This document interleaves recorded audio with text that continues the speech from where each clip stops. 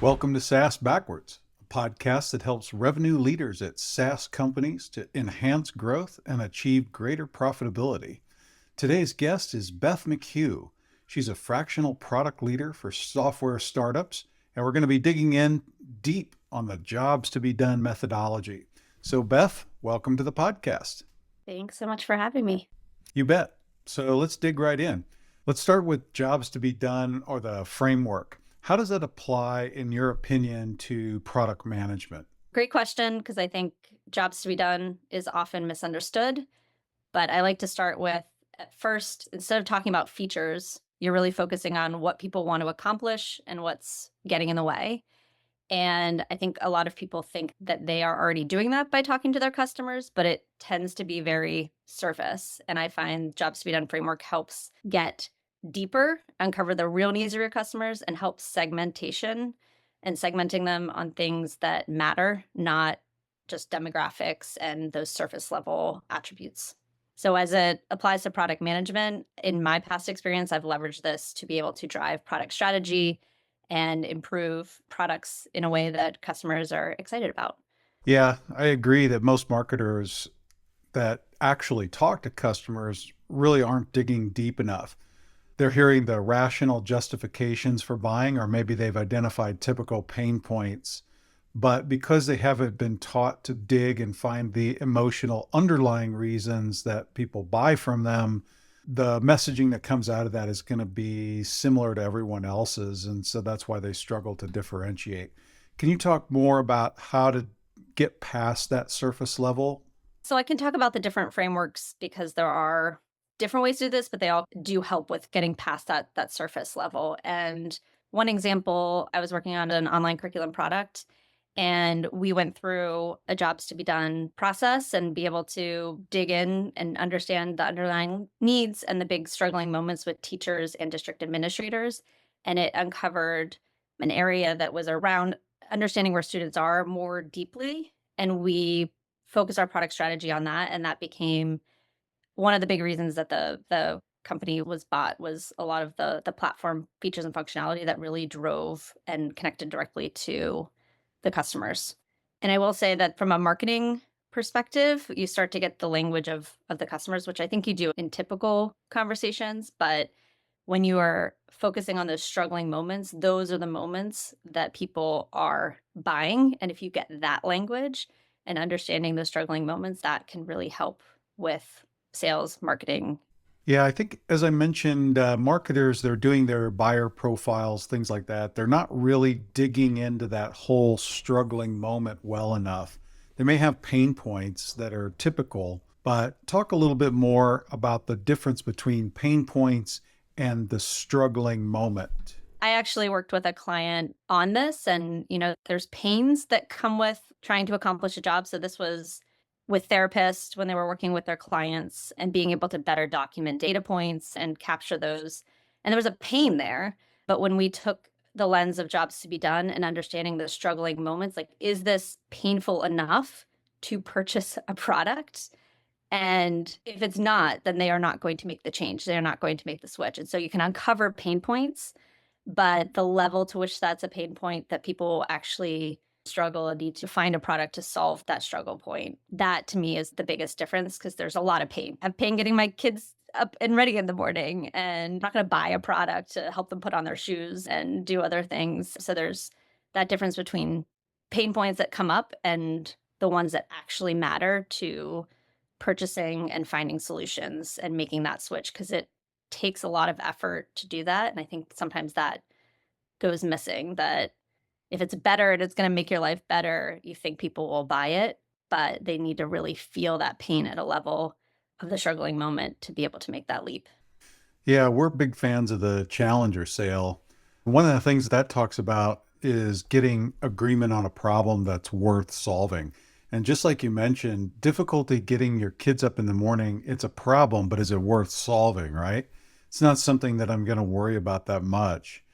And I think that's why companies lose out to no decision. They're not really attracting customers that agree that this is a problem worth solving. And I think sometimes that is great to uncover as well. If you're building especially in the startup space, if you're building a product and you're spending a lot of time and money, and this has happened on a few occasions, and when you actually look at those struggling moments, the pain points that they build around are not producing sales because they were not enough of a struggle, and being able to uncover what those are to be able to pivot that product. So with this one example of the startup client, we recognized that it wasn't as big of a pain point for the individual, but it was for when it comes to group practice and being able to pivot towards group sales as opposed to the individual. So there is different ways to segment those customers. So that could be a struggling moment for a different type of customer as well. So it helps identify the types of customers that might be struggling most with that to be able to drive sales.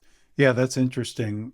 And I often talk about it as it applies to the sales process. But I think that you hinted in there that it's really important for finding product market fit, right? And de-risking the whole opportunity.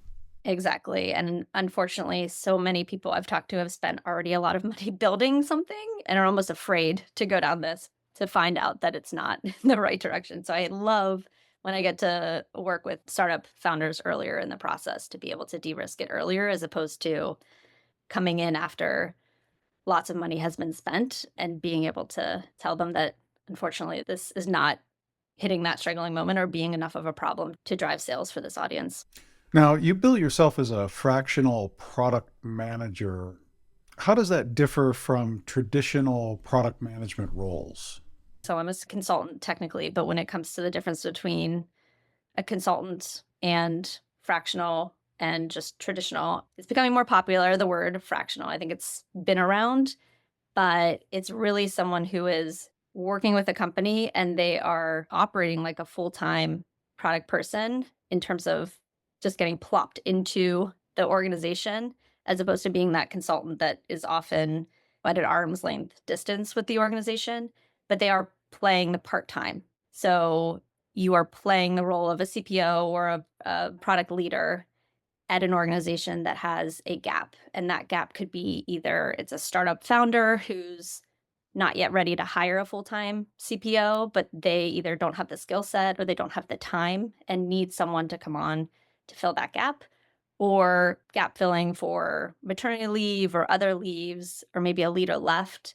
So it's supposed to be short term. It's supposed to be helping companies get someone in there immediately to be able to continue and move things forward because it's risky to hire someone really quickly. You want to find that right fit for a full-time role. And what are some of the common objections you get from fractional product management, and how do you address it? So the two big ones I get, one is onboarding. So there's a little bit of a resistance if I have to onboard you as a fractional. I'm going to hire someone at some point. Should I just wait to onboard that other person? And I'll say the people playing the part of fractional, they have done this before. They have led teams before. They have built products before. And not that someone that you would hire wouldn't, but they've done this at a lot of organizations that they come in and hit the ground running. And so the onboarding for a full-time hire, you talk about the 30, 60, 90. You want to let them come in, meet everyone, whereas a fractional comes in and is hitting the ground running within days and making an impact. And that's what I love to do. I love to move fast. I love to get in there, get into the details. So the second objection I would say is price. So you are not getting someone full-time, you're getting someone part-time. I think people expect if you're getting someone for half the time, it's half the cost. But this role is someone who is doing this fractionally, so they're coming in and hitting the ground running. And if you are not filling this role and you're waiting for that full-time hire, sometimes that cost of not hiring someone for that is a lot higher than the cost of bringing in a fractional. And are you ever brought in to assist current product teams that are having difficulty implementing the jobs to be done framework? I could probably put a lot of different titles next to my name because you flex in those moments. When it's fractional, I think that can be best because you are coming into the organization and you're embedded in the organization and you can bring jobs to be done with that role. But I have also worked with organizations where the team is already in place and I'm helping augment and support them to bring jobs to be done into that. It can be a little bit more challenging because you're not as embedded as long as you have the executive team in the room when you're doing that, it can be successful. But I think sometimes if it's treated like a side project, it can be more challenging to take that information and get it to really be embedded into the organization. So, what are some of the common challenges product marketers face when trying to implement the jobs to be done framework, in your opinion? So I think the biggest challenge is executive buy-in. It can be hard to convey the power of jobs to be done. I think a lot of organizations think we're already talking to our customers, we're already doing something like this. And it's hard to get the buy-in on what this really looks like until you see it. And you also need time to make it really effective, time from executives. And I think that could be hard to get that buy-in. There's always a fear of spending time doing research and talking to people and getting these fuzzy outputs because maybe that's happened in the past. But starting with 10 interviews, this isn't a multiple month long project, can really help with starting to dive into jobs to be done, getting that initial push and getting that executive buy-in. But that can be the biggest challenge is you need your customer to be at the executive level to be able to get the right people around the table. Yeah, and that's a great segue into talking about sales and marketing alignment. May not be as big of an issue with startups that you work with, but how are you ensuring that collaboration is happening with all the departments around revenue functions? I think it can be less of a challenge at startups for very small startups, although I work with startups that are larger as well. And unfortunately, there's so many worlds where product sales and marketing are in these silos and aren't collaborating as much. And I think that's because sales is talking to customers, so they have great input on customers. So they want to tell product what to build, and product is trying to talk to customers, but sales sometimes doesn't let them talk to customers. And marketing has a product marketing function typically too, and they're doing market research. And so I think the roles and responsibilities are set up where there's a dynamic that can make that very challenging. And that's what I love so much about jobs to be done because I found if you are able to bring these different roles around the table, implement the jobs to be done framework, and interview customers in a way that you are getting at these struggle moments, everybody sees it, everybody gets it. You get to have the conversations about what you heard, and that builds on the collaboration. So I think there's ways to do it where you can start collaborating in other ways, but the best way I've seen is to start with jobs to be done as that way to bring everyone together and talk the same language and align. Yeah, that's really interesting. We talk a lot about how if you're only going to go off of sales calls, you're really only hearing the rational justifications for why people are looking for that particular product. And so you're making too many assumptions as to the underlying reasons that they might be looking to purchase something right now. I think one of the big challenges is you get feedback from sales that we must build X. Well, from a product perspective, there's a million ways that you can build X, and you don't know which way is actually going to align to the journey, the context, which customers. There's so much more depth there, but all you get is we need to build X feature. And so that sometimes can turn into having to build requirements around that when you don't really have the understanding. And then why isn't anybody using it? Because we didn't build it in the right way, or there's a blame game that goes on too. I feel like the alignment piece can be super challenging without a framework like this. Yeah, I like the idea of jobs to be done as the uniting framework around gaining alignment. In other words, if everyone understands what the true motivations are for making a purchase, then marketing's going to be in line with the right messaging as they put out content. Sales is going to have the right narrative as they're talking to customers and trying to prospect. And the customer service is going to understand where the product may need development to keep clients or develop more features. But talk a little bit more about that. One thing that I love having after, doing a round of jobs to be done research is you have the stories and you have those stories in your head of these different types of customers. And so if everybody has those stories in their head, the specifics, that's what's the power of jobs to be done. It's people telling their story as opposed to you asking, how do you like this feature? And the more surface level questions about what they want to accomplish. If everybody has that deep level understanding, you can have people watch the videos throughout the organization. Not everybody's going to be able to be involved in the initial jobs to be done research, but if leaders are, that trickles down and there's so much more connection between what sales is doing, what marketing doing, and it feels so much more cohesive too. And how long does that process typically take? I've been doing research since 2006 from a user experience standpoint. And I used to feel like you had to do a lot of interviews, although a lot of the research says, once you get over 10 to 12, it starts to become mushy, which it does. And what I found is the more and more you hone in on what you're interviewing and what you're trying to pull out of those interviews, especially with Bob Mesta's direction of how to do the interviews, you can do 10 interviews and things become super clear. There is the analysis part, but from a recruiting 10 people to setting up 10-hour-long interviews to analysis can take a week to 2 weeks if you are really focused in on that, where I think prior research would take me a month to do it, and the analysis would take very long because you had so much data. The analysis becomes a lot more straightforward because you know exactly what you're analyzing instead of trying to analyze a lot of different things in the interviews. I'm a curious person. So when I was doing interviews earlier in my career, I would be curious about everything that they talked about and try to dig into everything. But this framework helps really reduce time to be able to go through a cycle in a week, week and a half, and have outputs that drive strategy.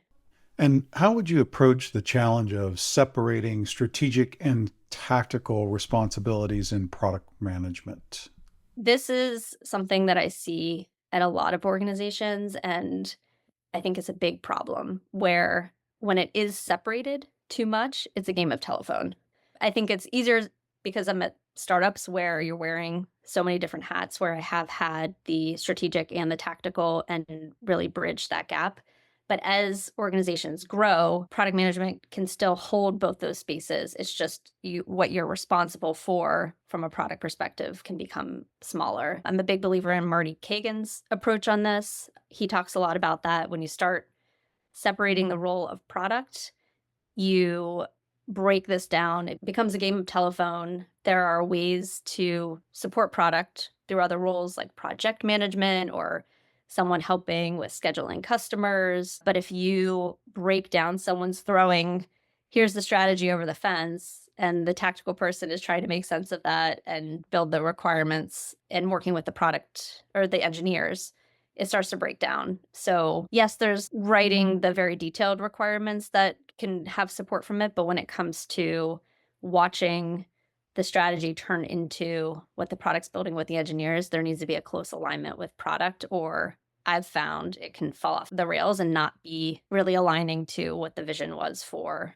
where the product was going. And can you also discuss the importance of continuous product discovery and how that relates to the jobs to be done framework? So, jobs to be done is very important upfront, where you are trying to identify what your hypotheses even are. You're not testing hypotheses, but upfront, you're really wide open in terms of what are people trying to accomplish? What are the struggle moments that are getting in the way? And I think pieces of that come into continuous product discovery. So, continuous product discovery is more about weekly or frequent touches with your customers, with the team that's building the product, where you can conduct these small research activities. So it can go from jobs to be done, and the threads of jobs to be done come down into continuous product discovery, but you might be looking at different opportunities, different solutions, and continuing to test those with customers. So I see it as a continuum where jobs to be done is a foundation that is with you throughout all of it. And you continue to check back in on those jobs to be done. But then continuous product discovery helps with getting from identifying the opportunities to identifying the solutions that will solve those problems and struggling moments. And when you talk about sales driving product development, but at the same time they're hesitant to have you interview customers, how do you flip the script on that and convince them that the jobs to be done exercise is really the most important thing that they need to be doing? So there's a few different angles because I think it depends a bit on the sales team and who you're working with. Step one, trying to get in on those sales calls just to be a listener, just to be in them, understand what's going on. And then step two, if I start to build trust, seeing if I can ask questions. Sometimes there's those customers that they feel more comfortable. They have a really good relationship with them. They're always eager to talk to them. Maybe those are the customers to start with and start asking questions in this way. Once the sales department or people on the sales team see how you're asking the questions and what comes out of asking them in that way, the light bulb starts to go off. And I feel like that's when I've built trust and been able to get in more sales calls. And I've partnered with individual sales people to identify customer needs. That can then start to scale out to a larger initiative with jobs to be done. Another angle I've taken is you can recruit prospects.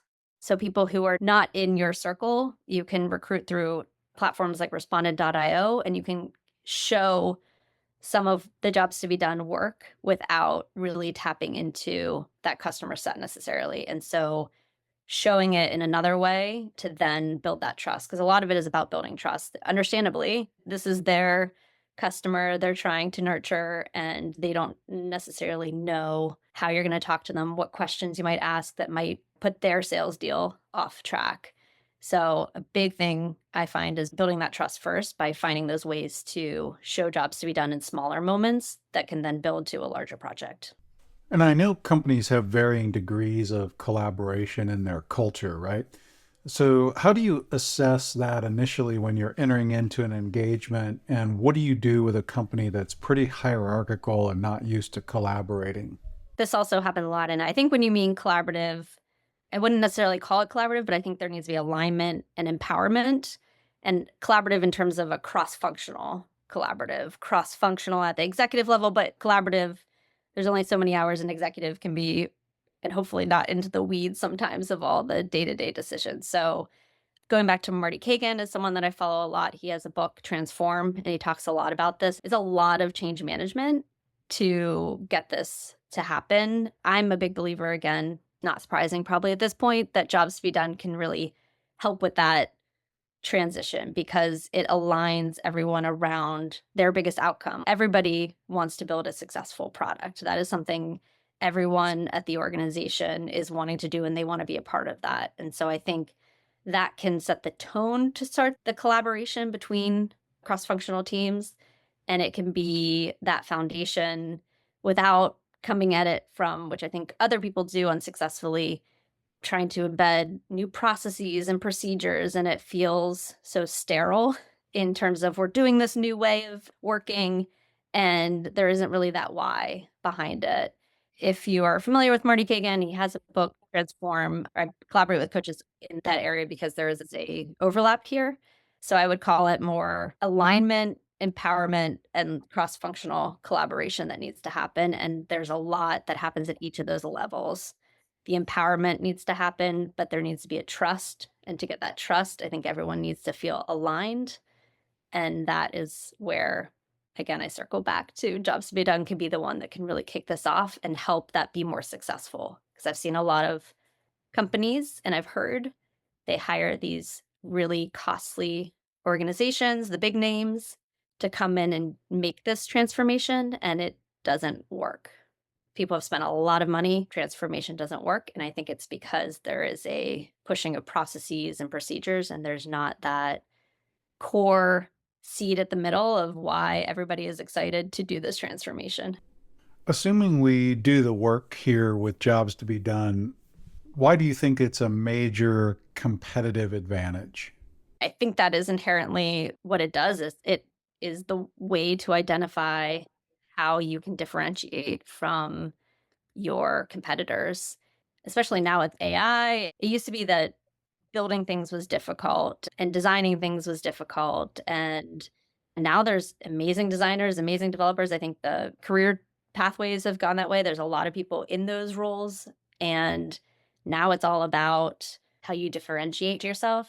It's always been about how you differentiate yourself in the market. But with our culture now of these quick wins and what can we build quickly and the pressures of time to get things, get them launched, and not really sit with and understand your customers, with all that pressure, I think most companies are just building, throwing things at a wall and seeing what sticks and not doing this deep work, which really is necessary to understand how you can connect more with your customer. And so I hope more companies are doing this, and it clarifies where you can differentiate, which types of customers and jobs to be done are you focused on versus competitors can be focused in these other areas, and that's fine. But you start to see where you can add on, where you can expand. So there's the best companies are doing this. So, what resources do you recommend for people that want to learn how to implement the jobs to be done framework? Because it's not as simple as finding the list of the right questions to ask. You really have to learn how to listen to what they're saying and dig for the right responses, right? One place I'd start is Bob Mesta's Demand Side Sales 101. When I was talking about pushes and pulls and these struggle moments, a lot of that language comes from that book. I got to witness Bob do one of his interviews in person, and it was amazing to be able to categorize based on how he was interviewing the pushes of what gets someone from where they are now to where they want to be, the pulls of that. What are those things that are pulling them in that direction? And then especially identifying the anxieties and the habits that are pulling them away from that direction, because that's what happens to a lot of us. We have this thing we want to do, but we can't get there because there is this friction and these struggling moments that are pulling us backwards, the anxieties and the habits that pull us backwards. And so he talks a lot about those areas. I know the Clay Christensen Institute also has some resources on their website. There's another framework that I've used in the past, which is Tony Olwick, and he has a book, Jobs to be Done. He has a lot more structured way of handling it in terms of the way to define a job statement and the way to create a job map. So that's another resource that I've used in the past. I've been digging more into Bob's stuff more recently, and also following on LinkedIn. So I always find myself in rabbit holes of following someone that I love and then finding a person that talks a lot about him and following them. And so it can be your own curious journey as well from those starting points. That's great. I've read Demand Side Sales myself. It's a really excellent resource. I'll have to check out Tony's book as well. I'm wondering, many SaaS marketers complain about how difficult it is to differentiate, especially in the sea of noise that's out there. And when I look at their website messaging, it's clear that they haven't done this work, or else they would have a lot clearer messaging. So it seems like anyone that's struggling to differentiate should really consider doing a jobs to be done exercise with their current customers. Would you agree? I think the struggle often, a lot of products want to be everything to everyone. And people hear things from their customers they're talking to, and it just becomes this Frankenstein of a product, both from a messaging standpoint, from a sales standpoint, and from a product standpoint. It's just this Frankenstein of all these things. And the power of jobs to be done is to understand which jobs you are focused on, what are the struggling moments that you're focused on to resolve, and those words coming out so that the customers who are struggling with that come to you, and it just makes life a lot easier across the board. I personally had a struggle moment when I was going from working at an organization where it was a small company, it was a lot more established, had a lot of data, and went into startups. And the resources I had around research and user research did not work at a startup. And that's where I found jobs to be done. And it made my job as a product manager so much easier, because instead of trying to use the right prioritization method for this long list of features, and you didn't feel good about how it was more who was the loudest voice in the room to try to get to what you were building, this helped clarify, this is the strategy, this is the direction we're moving in. So all those other things I can ignore because we know that we are focused here. So it is super powerful on that level. Great. And that sounds like a good place to land the episode. So if people want to get a hold of you, what's the best way to do that? On LinkedIn, I'm usually pretty friendly. Just give me a message. Don't blindly try to connect with me. Please put a message. That's how I respond. And or Beth at tiltaconsulting.com. So TILLTA consulting.com. Great. And our agency is called Austin Lawrence Group. We sponsor the SaaS Backwards podcast, and you can find us at austinlawrence.com. And that's spelled just like the two cities, Austin, Texas, and Lawrence, Kansas. If you'd like some help figuring out how to optimize your messaging for today's buyer, take us up on a free offer to do a marketing and messaging review. We'll look at your website messaging, content, and advertising and give you some ideas on how you can maximize those SQL conversions. Just reach out to me, jm@austinlawrence.com. And of course, if you haven't subscribed to the podcast, please do so. Hey, Beth, thanks for joining us today on the podcast. Thank you so much for having me. It was a great discussion.